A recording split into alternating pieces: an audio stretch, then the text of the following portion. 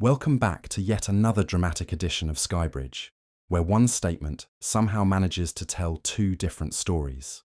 Yesterday, Advocate Baloyi read into the record a statement allegedly made before Magistrate Cronje in Boksburg, marked as Annexure A of Exhibit JJ, specifically Exhibit JJ1. Now I've taken that statement, and I'm giving it to you exactly as it is. No commentary, no interruptions, no guiding narrative, because sometimes the best way to understand what's happening in a case is to hear the evidence raw and decide for yourself.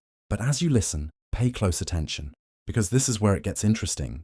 At one moment, it sounds like a contract hit, then suddenly it shifts into a robbery gone wrong. Two completely different versions, living inside one statement. And if that wasn't enough, you'll also hear a name that raises even more questions: Kelly Khumalo. So the real question becomes, what exactly are we listening to here? A clear version of events, or something that was never properly put together in the first place? I'll let you decide. The court, please, my lord. Mr. Ntanzi, yesterday we went through the pro forma to Exhibit JJ. Can we then look at Annexure A to Exhibit JJ, which is the statement itself, and the exhibit number that has been given to the statement is Exhibit JJ1. Izolo besikhuluma ngawo amafomu lana phecelezi-ke iproforma manje-ke bengicela-ke sibuke sona-ke i-statement lesi Annexure 8 kusona-ke Exhibit JJ1. It's written Annexure A.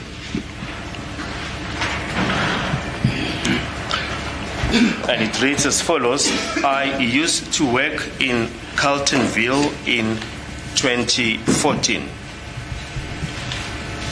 Ithi ngo-2014 ngangisebenza eCarltonville.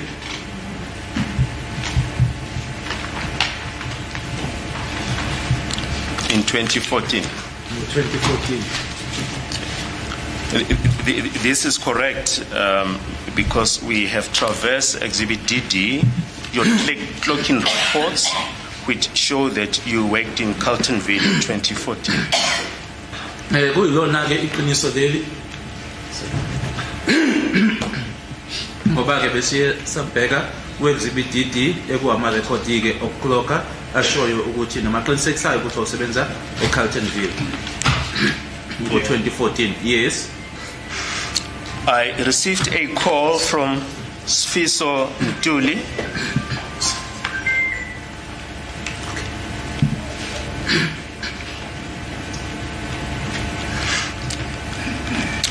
We're going to repeat that. I received a call from Sfiso Ntuli.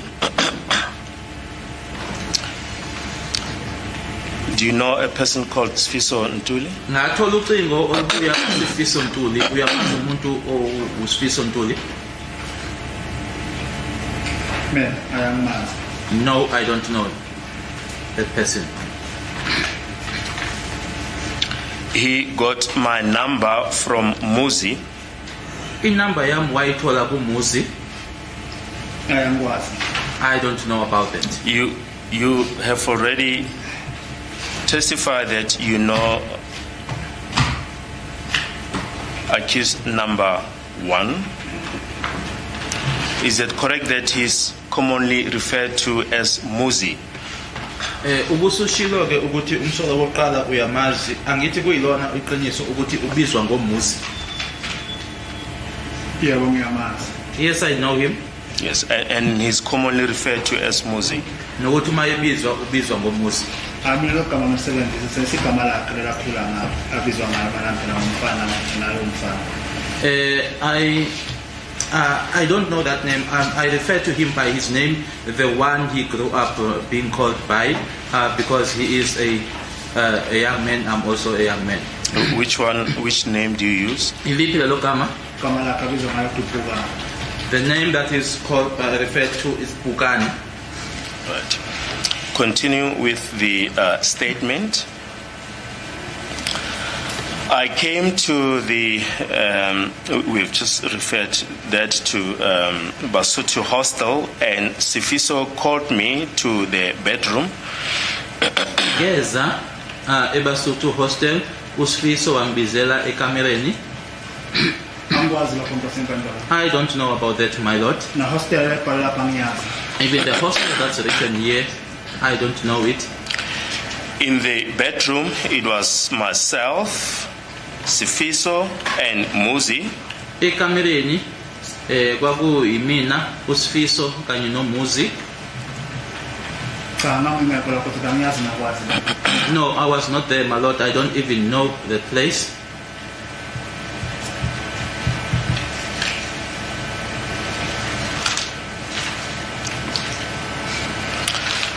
Whilst in the bedroom, Sifiso told me there was a job that evening. Sathi sisesekamereni ke uSifiso wangitshela ukuthi kwakunomsebenzi ngalobo busuku lobo. Nkosi enkantolo angikwazi. My lord, I don't know about that. Sifiso and Muzi left the hostel. uSifiso noMuzi bahamba ehostel. Nkosi enkantolo angikwazi lokho. My lord, I don't know about that. I remained behind and was drinking and chilling with my friends. Ngasala emuva ngangiphuza ngihlezi nabangani bami. Nkosi enkantolo angikwazi lokho. My lord, I don't know about that. Muzi called me to the Vivo vehicle later that evening, and he was with Sifiso in the vehicle. Umuzi wangibiza ke engibizela kwimoto yeVivo sehambileke ilanga noma ke sekuse ntambama wayehlezi kanye noSifiso emotweni. Nkosi enkantolo angikwazi. My lord, I don't know about that.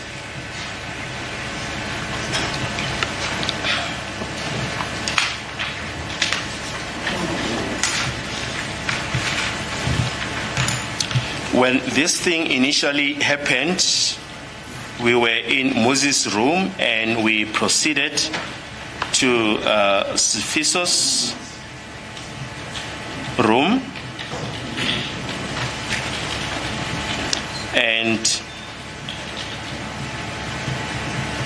Ntokozi's is room number 1 in brackets B.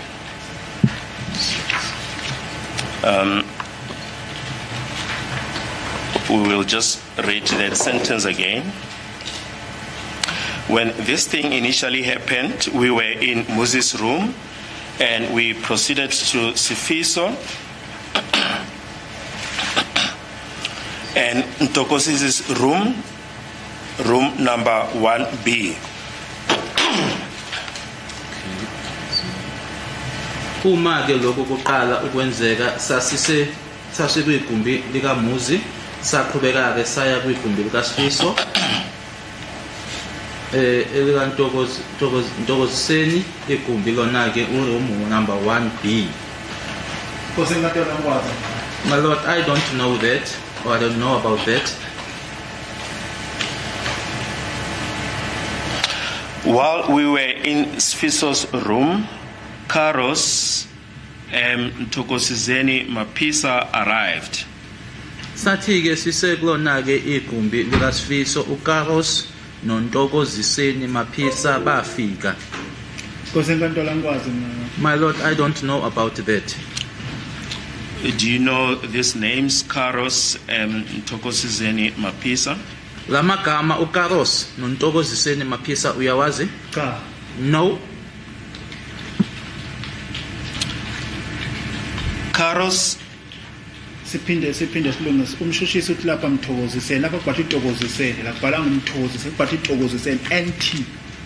The state is reading Mthokoziseni, but here it's not written like that. It's written Mthokoziseni. Yes, I said Ntokoziseni.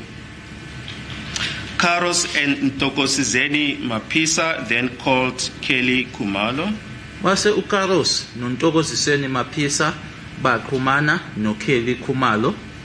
Angikwazi lokho Nkosi enkantolo. I don't know about that, my lord. They told her that they were all right.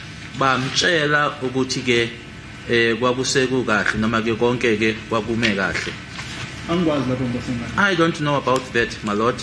We all then left in the Polo Vivo. Sahamba sonke ke ngayo iPolo Vivo. Angikwazi lokho Nkosi enkantolo. I don't know about that, my lord. It was myself, Karos Ntokosizeni Mapisa, Sfiso, and Muzi. Kwakuyimina uKaros, Ntokosizeni Mapisa, uSfiso kanye noMuzi. Angikwazi lokho Nkosi enkantolo. I don't know about that, my lord. At the stop sign, another Polo Vivo came, and Karos Ntokosizeni Mapisa, Sfiso, and Muzi alighted the vehicle. Sathi ke uma siku stop sign ke kwafika enye iPolo Vivo, uKaros Ntokosizeni Mapisa, uSfiso kanye noMuzi baphuma emotweni. Angikwazi lokho Nkosi enkantolo. I don't know about that, my lord. I remained behind. Ngasala emuva. Angikwazi lokho Nkosi enkantolo. I don't know about that, my lord. They spoke amongst themselves and they spoke with Simpiwe. Babeyikhulumela bakhuluma bona ke futhi bekhuluma noSimpiwe. Angikwazi lokho Nkosi enkantolo. I don't know about that, my lord. Do you know a person by the name of Simpiwe? Uyamazi umuntu onegama loSimpiwe? Cha, angimazi Nkosi enkantolo. No, I don't know the person, my lord. They spoke amongst themselves and they spoke with Simpiwe, who came in the other Polo Vivo vehicle. Bakhuluma noSimpiwe owafika yena ngenye iPolo Vivo. Angikwazi lokho Nkosi enkantolo. I don't know about that, my lord. Simpiwe gave Ntokosizeni two firearms. uSimpiwe wanikeza uNtoboziseni izibhamu ezimbili. Angikwazi lokho Nkosi enkantolo. I don't know about that, my lord. We then left and we went to the township Vosloorus. Sahamba saya elokishini eVosloorus. Angikwazi lokho Nkosi enkantolo. I don't know about that, my lord.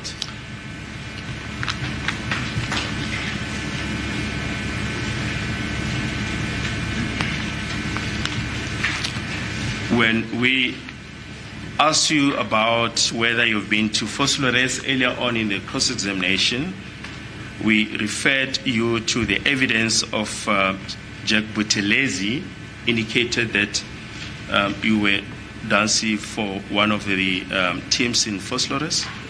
Ngesikhathi sibe sikubuza ke ngaphambilini ukuthi wake waya yini ke eVosloorus sabe ke sesikhombisa ke kubona noma sikutshela ngabo ufakazi buka Jack Buthelezi owatshela inkantolo ke ukuthi wena ke wawugida ke ingoma ugidelela inye iqembu lase Vosloorus.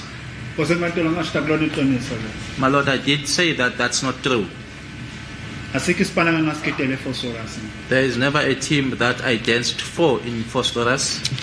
But in your own admission, you said you might have been to Vosloorus about once to dance, even if you did not move around. Kodwa ke ubuke washo ngaphambilini ukuthi kungenzeka ukuthi wake waya eVosloorus ihlandle lodwa uya ke engomeni nanoma ke ungazange uzule khona uhamba hambe. Ukugida kwami ingoma Nkosi enkantolo. Angigide hostel, igide grounding. Iground angazi liwela kuphi nenda. Noma liwela eVosloorus noma liwela kuPangazi. When we perform the dance or the traditional dance, my lord, it does not happen at the hostel. It happens at a field. So I don't know where the field, under which area the field falls, under Vosloorus or under which area. At Vosloorus, we stop the vehicle. eVosloorus sayimisa imoto. Angikwazi lokho Nkosi enkantolo. I don't know about that, my lord. A call came in. Kwangena ucingo. Angikwazi lokho. I don't know about that. I think it was Kelly, and Karos kept on referring to this person as sisters. Ngicabanga ukuthi kwakuwuKelly uCarlos njalo nje wayethi uma ekhuluma ke nalomuntu athi sisters. Angikwazi lokho Nkosi enkantolo. I don't know about that, my lord. Karos got out of the vehicle to take this call.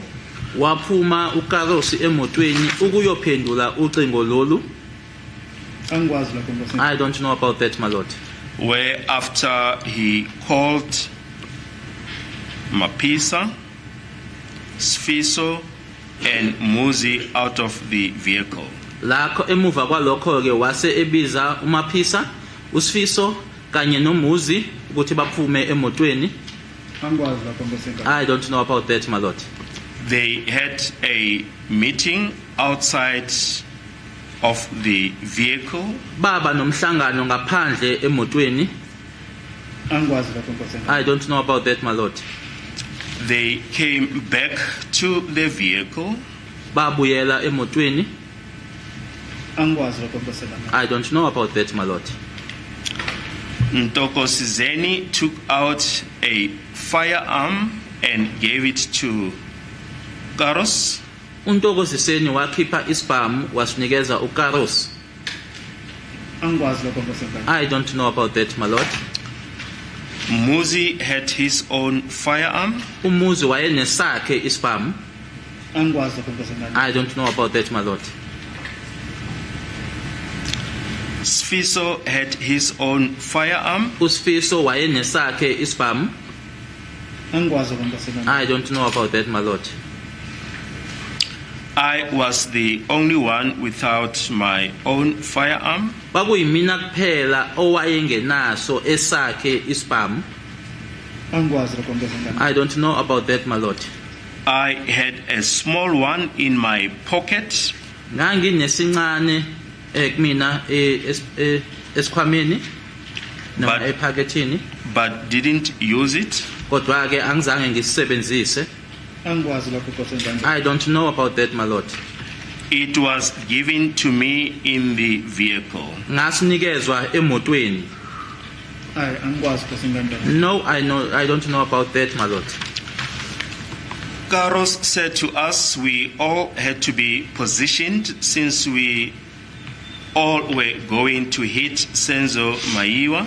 uKarosi wathi ke kuzofanele ke sime ke noma ke sibe nendawo la esizoma khona ke nanjengoba sonke ke sasizoshaya uSenzo. Angikwazi lokho Nkosi. I don't know that about that, my lord. We then all got out of the vehicle. Saphuma sonke emotweni. Angikwazi lokho Nkosi. I don't know about that, my lord. Sfiso was the driver. Usifiso kwakuwumshayeli. Angikwazi lokho Nkosi. I don't know about that, my lord. Muzi was the lookout. Umuzi uyena owayebhekile qaphile. Angikwazi lokho. I don't know about that, my lord. Mapisa went to stand by the window, also a lookout. Sorry. uMaphisa wahamba wayoma efasteleni naye ke ukuthi ke abheke noma aqaphe. Angikwazi lokho Nkosi. I don't know about that, my lord.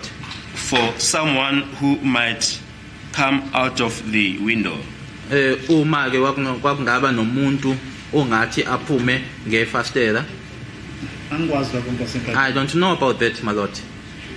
Carlos and I was supposed to get in the house. uKarosi nami kwakufanele ukuthi singene phakathi endlini. Angikwazi lokho Nkosi. I don't know about that, my lord. When we got to the house, he pulled out a firearm. Uma singena endlini wakhipha isibhamu. Angikwazi lokho Nkosi. I don't know about that, my lord. He ordered everyone to lie down and demanded phones and money. Watshela wonke umuntu ukuthi alale phansi wase efuna omakhalekhukhwini nemali. Angikwazi lokho Nkosi. I don't know about that, my lord. Now, Mr. Ntanzi, when we were dealing with the confession made before Lieutenant Colonel Rapadu, we referred you to the evidence of people who were in the house, in particular Ms. Zandile Kumalo and Tumelo Mandlala, who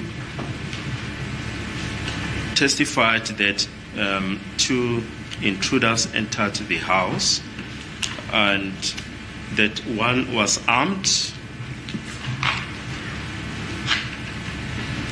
and had dreadlocks, and the second intruder was taller than the armed intruder, and they identified you as the second intruder.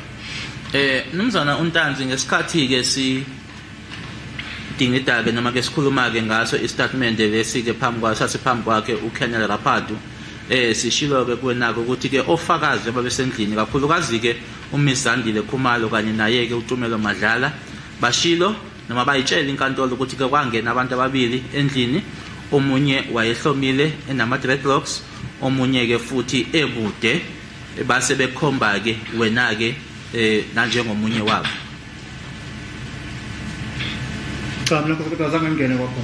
No, my lord, I never entered the Khumalo household. The Khumalos, they alleged, my lord, that a person that entered had a beard. I did not have a beard in 2014. And they further testified, including Mr. Mtokozi Zitwala, that the intruders demanded cell phones and money. Baqhubekekile ngobufakazi babo kufaka phakathi naye ke umnumzana uMthokozi Sithwala bathi laba ababili ke abangena base befuna ke omakhala ekhukhwini nemali. Uthi Mthokozi Sithwala laba abangena hayi mina. Mthokozi Sithwala alleges or claims that they entered, not me. Lo wangena kwaKhumalo enetshela. The one who entered the Khumalo household had a beard. Carlos then gave me a phone. uCarlos wanginikeza umakhala ekhukhwini. Angikwazi lokho ngikwasenkantolo. I don't know about that, my lord. I had a plastic bag with me. Ngangiphethe uplastic mina. Angikwazi lokho ngikwasenkantolo. I don't know about that, my lord. There was a plastic container on the table with money. Kwakune container yo plastic etafuleni eyayinemali. Angikwazi lokho ngikwasenkantolo. I don't know about that, my lord. We have, when we dealt with the evidence, with the confession before, Lieutenant Colonel Rapadu indicated to you that this information was not referred to by the witnesses who were in the house when the incident happened. The fact that there was a plastic container on the table with money. Sishilo ke wena ke ngesikhathi ke besikubuza ke ngaso istatement lesephambi kwakhe uKenel Rapadu ukuthi ke akekho noyedwa bofakazi ababephakathi endlini ngesikhathi bezile la enkantolo bezokuthula ubufakazi owakhuluma ngayo ke le container yeplastic eyayiphezulu kwetafula inemali. Ngiyathemba namphambi kwasenkantolo la ngibhale statement. I also believe before the court, my lord, that I never wrote a statement.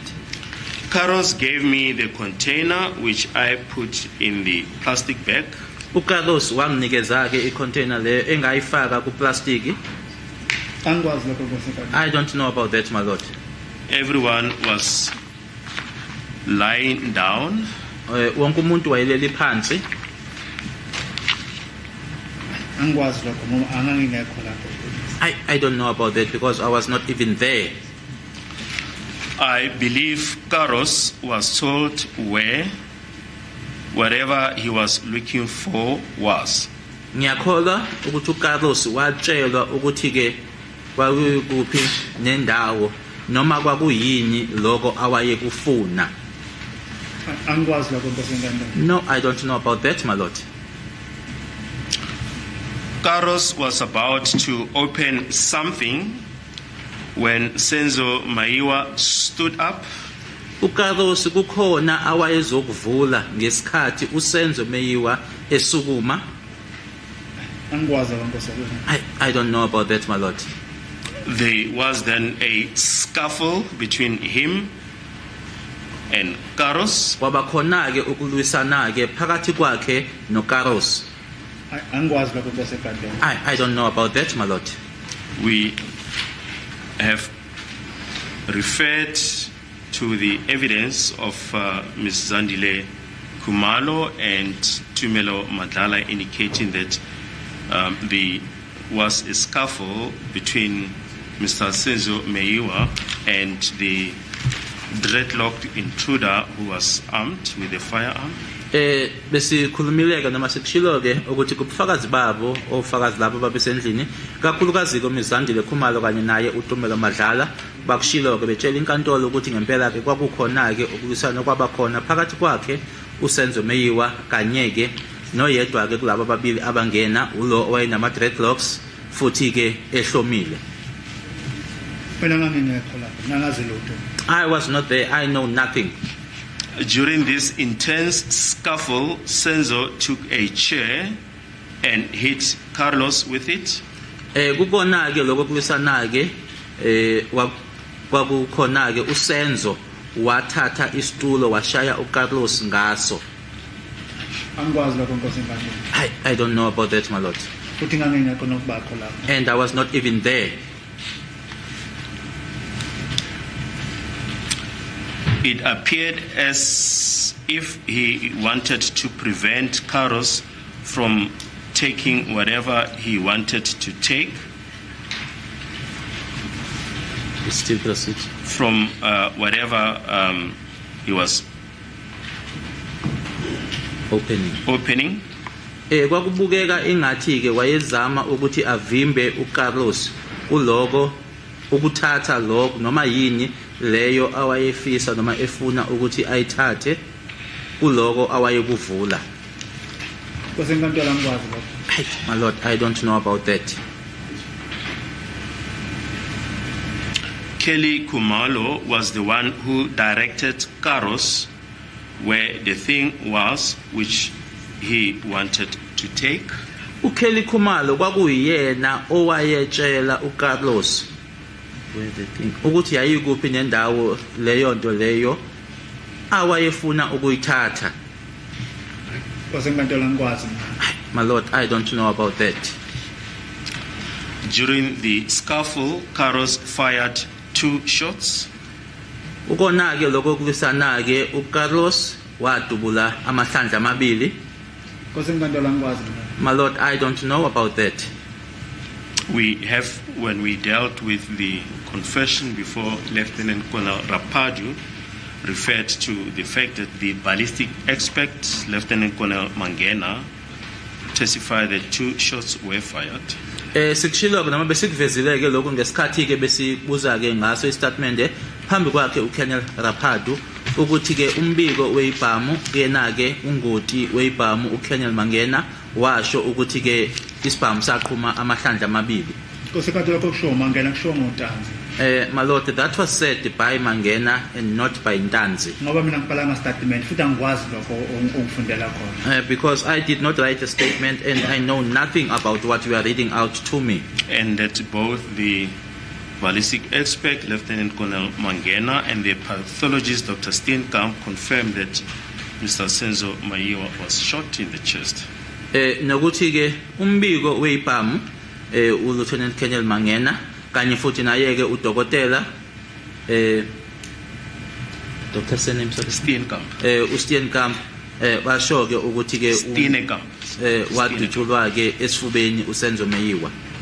Kusho bona mina ngazi lutho. That's what they said. I know nothing. Futhi ngizange ngibe ingxenye yalo phathileyo.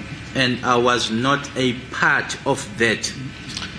I didn't see where Senzo was hit because when the shots were fired, I went outside. Angizange ngibone la uSenzo ashayeka khona noma ashaywa khona ngoba ke uma ibhamu noma isibhamu siqhuma sorry uma isibhamu siqhuma ngaphumela ngaphandle. Senkantolo angikwazi lokho. My lord, I don't know nothing about that. I was still in the house when it was fired, and I left the house as Senzo was falling. Ngangise ngaphakathi ke endlini ngesikhathi ke siqhuma isibhamu ngaphuma ke endlini uma uSenzo ewa. Senkantolo angikwazi lokho. My lord, I know nothing about that. I ran out. Ngagijimela noma ngabalekela ngaphandle. Angikwazi lokho Nkosi enkantolo. I know nothing about that, my lord. As I ran out, Ntokosizeni Mapisa came in. Ngathi uma mina ke ngibalekela ngaphandle uNtokosizeni Mapisa wangena ngaphakathi. Angikwazi mina. No, I don't know about that. I ran and got in the vehicle. Ngagijima ngangena emotweni. Angikwazi lokho Nkosi enkantolo. I don't know about that, my lord. They remained in the house. Basala endlini. Angikwazi lokho Nkosi enkantolo. I don't know about that, my lord. Futhi ngangingekho lapho. And I was not there, my lord. I was there for about 5 minutes before they came. Ngangilapho imizuzu emihlanu ngaphambi kokuthi bafike. Angikwazi lokho Nkosi enkantolo. I don't know about that, my lord. As I ran to the car, Muzi was standing outside. Njengoba ngangigijimela ngibalekela emotweni, umuzi wayeme phandle noma ngaphandle. Angikwazi lokho Nkosi enkantolo. I don't know about that, my lord. All came back. Babu- Muzi Sorry. in front, Ntokosizeni and Karos were behind him, following him. Babuya bonke kwakuwumuzi phambili, Ntokoziseni kanye noCarlos emva kwakhe bemlandela. Angikwazi lokho Nkosi enkantolo. I don't know about that, my lord. We drove away from the scene. Sahamba ke noma ke sasuka ke lapho kwindawo yesigameko. Angikwazi lokho Nkosi enkantolo. I don't know about that, my lord. While driving, Karos and Ntokosizeni asked for the phone and plastic container, which I gave to them. Sathi sisahamba ke uCarlos kanye noNtokoziseni bacela ke umakhalekhukhwini kanye futhi ke neplastic necontainer ke yeplastic engabanikeza yona noma ke ngabanikeza yona. Nkosi enkantolo angikwazi. My lord, I don't know about that. Karos then said, "Here is my watch." Wasethi uCarlos nali iwashi lami. Angikwazi lokho Nkosi enkantolo. I don't know about that, my lord. We drove to the hostel and went straight to room 1B. Sashayela ke imoto saya ehosteli masifika ke lapho saya ngqo kwikamera ke noma ke igumbi u1B. Nkosi enkantolo angikwazi lokho. My lord, I know nothing about that.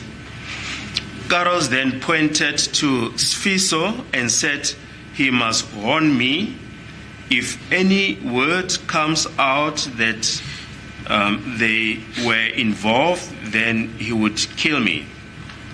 uCarlos wase ekhomba uSfiso emtshela ukuthi akangixwayise uma nje lingaphuma izwi noma ngaphuma ke igama ukuthi bona ke babembandakanyeka wayezongibulala noma uzongibulala.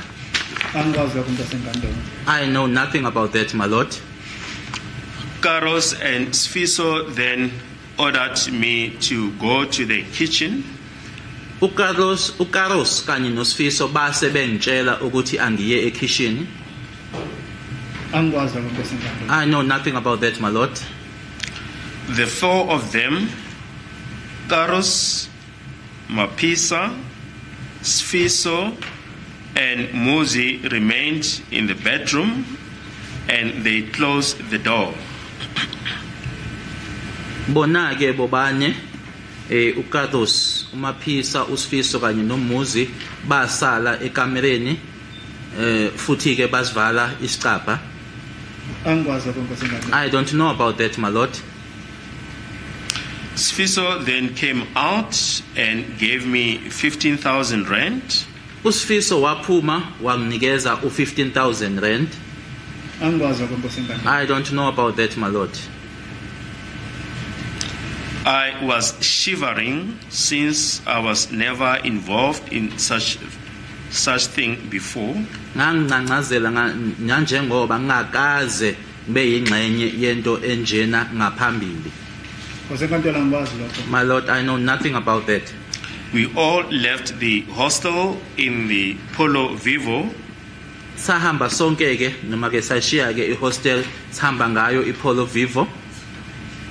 Angikwazi lokho Nkosi enkantolo. I don't- Ngingekho lapho. I don't know about that, my lord, and I was not there. At the stop street, Mapisa and Karos then got into the other Polo Vivo vehicle and left. kusona ke iStop Street noma ke kustop ke uMaphisa kanye noCarlos bangena kwenye iPolo Vivo bahamba. Angikwazi lokho Nkosi enkantolo. I don't know about that, my lord.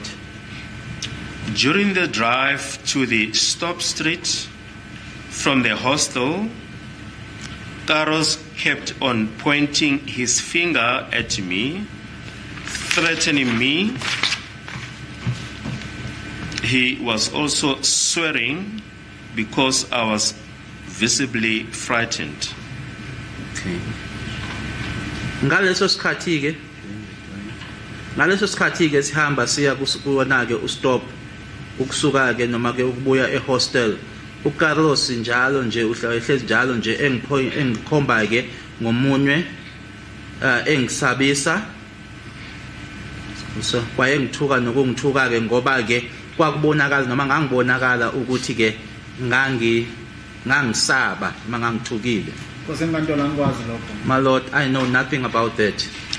I forgot to mention, before they parted ways, the four of them first had a meeting outside the vehicle.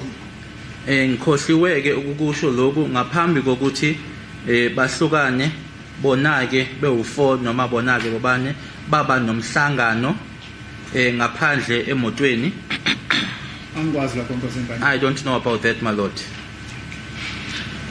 I also forgot to mention that Ntoko Sizeni asked Carlos at the hostel, "Are you sure you really hit him?" Ngikhohliwe futhi ke ukuthi ngikusho ukuthi uNtokoziseni wambuza uCarlos ehostel unesiqiniseko yini sokuthi umshayile. Nkosi enkantolo angikwazi lokho. My lord, I know nothing about that. At the stop sign, he pointed to me with his finger, saying, "I'm telling you, you will," and it's a soy word, we're just going to spell it, S-H-I-T.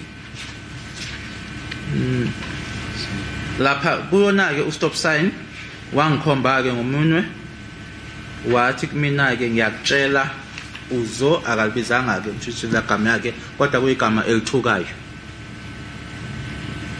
Hayi mina ngikwazi lokho Nkosi enkantolo. I know nothing about that, my lord. And he said, "A deal is a deal." Wathi ke isivumelwano kuyisivumelwano. Hayi angikwazi lokho Nkosi enkantolo. I know nothing about that, my lord. He also said if he hears anything, he will kill me. He doesn't know me. Parental home, but Muzi knows and he will show him. I'm sorry, I'm going to read that again. He also said if he hears anything, he will kill me.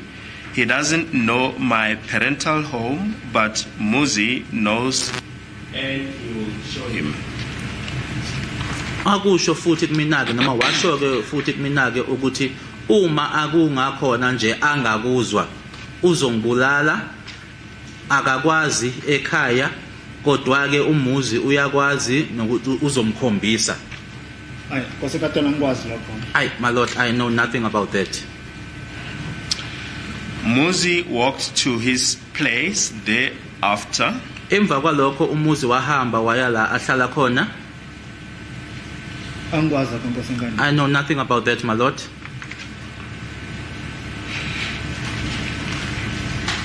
Sfiso then said, "I must not sleep at my place." Usifiso wasethi ke kuzofanele ngingalali kwami noma la engihlala khona.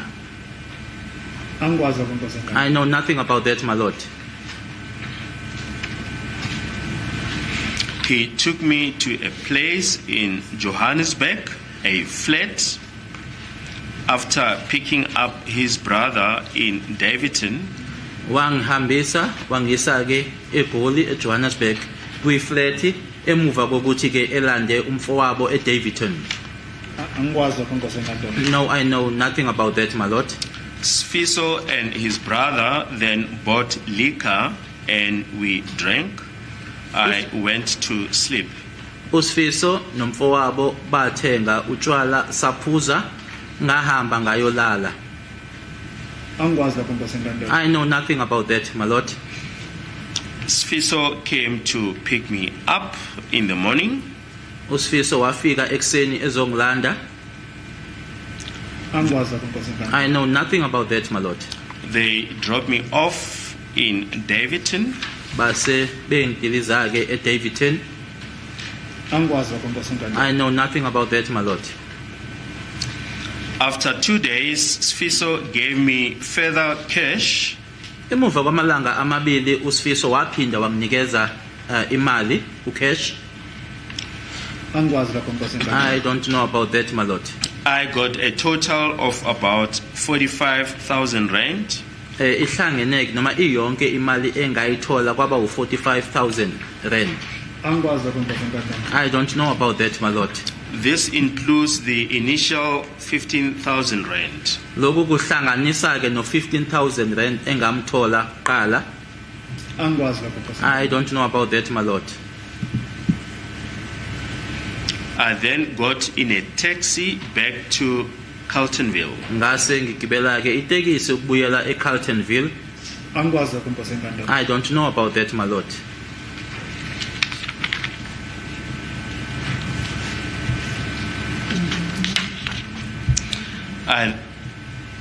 I had to change my cell phone number since they kept on calling me, threatening me.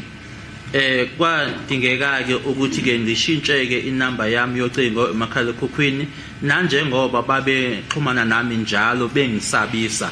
Angikwazi lapho Nkosi enkantolo. I don't know about that, my lord.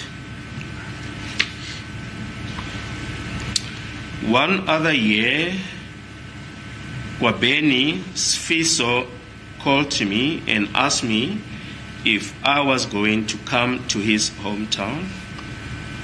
Ngomunye unyaka ukwabini Sifiso wangishayela ucingo wangibuza ukuthi ngangizoza yini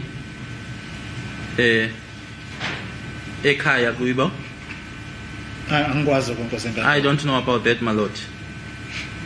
You do know a person called Gwabeni. You said it's your friend. Uyamazi umuntu obizwa uGwabeni ushilo uthe umngani wakho. Ugwabeni ngiyamazi manje la kubhala K akubhala Ngwabeni. I do know Gwabeni, but here it's not written Gwabeni, it's written KW. Yes, Gwabini. Gwabini. Angimazi uGwabeni. I don't know Gwabini. Angimazi uGwabeni umngani wami. I know Gwabeni, my friend. I went to his house and called him, but he then told me he's at Moses' house. Ngaya ke kibo ngase ngimshayela ke ucingo kodwa wangitshela ukuthi ke usendlini kaMuzi.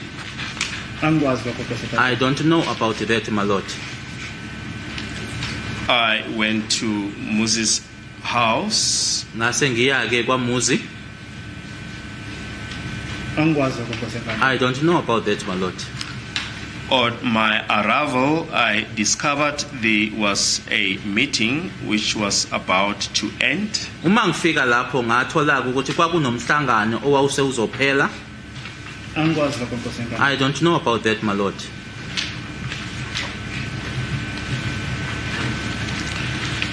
I do not know what it was about. Angazi ukuthi wawungani. Angikwazi lokho Nkosi enkantolo. I don't know about that, my lord. In this meeting, the father of the guys who held the meeting were present. Kuwona lo mhlangano obaba. Okay. This meeting the father of the guys who held the meeting. Kuwona lo mhlangano obaba beyinsizwa lezo ke ezazi nomhlangano babe khona. Angikwazi lokho Nkosi enkantolo. I don't know about that, my lord. I was there for 3 minutes when we were asked if we are not family, we should excuse ourselves from the meeting. Ngangilapho ke imizuzu emithathu ngesikhathi ke sicelwa ukuthi ke uma kuukuthi asiwona umndeni siyacelwa ke ukuthi singabe ingxenye yawo umhlangano. Nkosi enkantolo angikwazi lokho. My Lord, I know nothing about that. Kwabini remained and I went outside. ukwabini wasala yena mina ngaphumela ngaphandle. Angikwazi lokho Nkosi enkantolo. I don't know about that, my Lord.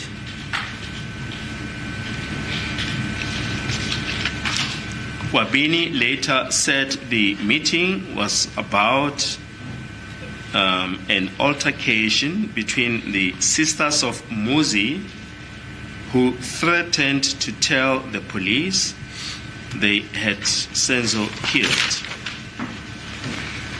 ukwabini kamuva washo noma wangitshela ke ukuthi umhlangano wawumayelana ke nokuphikisana ke noma ke uqabana okwakukhona phakathi kodadeboko bakaMuzi ababesabisa ngokutshela amaphoyisa ukuthi babulala uSenzo yiloko kuphela.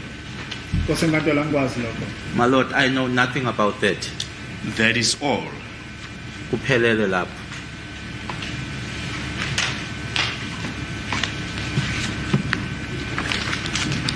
Well, Mr. Ntanzi, we put it to you that you are the source of this confession statement that was made to Ms.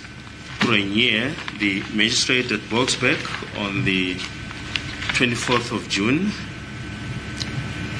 2020.